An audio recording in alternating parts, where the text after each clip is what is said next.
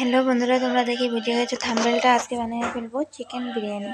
Chicken বিরিয়ানির জন্য আমি এখানে কেটে নিয়েছি আলু, পেঁয়াজ, কাঁচা লঙ্কা আর ধনিয়া পাতা লাগে না, তার জন্য সাইডে রেখে দিয়েছি।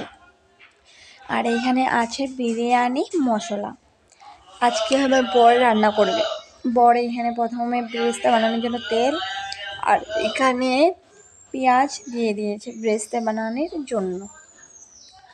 ব্রেস্ট আলু ভালো করে বানাইতে লাগে, লাল লাল করে, নাহলে খাইতে টেস্ট লাগে না। এখানে ব্রেস্টটা হয়ে গেছে। এখানে অল্প তেল দিয়ে এখানে দিয়ে দিচ্ছে আলু, লবণ, হলুদ। এটাও ভালো করে ভেজে নিয়েছে। ভেজে নেওয়ার পরে অল্প তেল দিয়ে এখানে দিয়ে দিচ্ছে খাড়া মশলা, পেঁয়াজ, তারপরে এখানে দিচ্ছে লবণ, হলুদ, লঙ্কার গুঁড়ো, জিরের গুঁড়ো, এইসব দিয়ে দিচ্ছি যা যা মশলা লাগে একটা চিকেন চিকেন বানাতে। এখানে চিকেনটা দিয়ে দিবে। এখন ভালো করে কষানোর পরে চিকেন দিয়ে দেব। চিকেনটা দিয়ে দেওয়ার পরে ভালো করে কষিয়ে নেব। কষানোর পরে এখন ভালো করে কষানো হয়ে গেছে, তো বড়মাসাকে বলেছে আমি খাবো, আমাকে অল্প দেও না। এখানে জল দিয়ে দিয়েছে, তারপরে আমাকে খাওয়াই দিয়েছে আমার বর। আর বড়ও খাবে। এখন আমি বলতেছি খেয়ে নাও তুমিও, তো এখন খেয়ে নিল।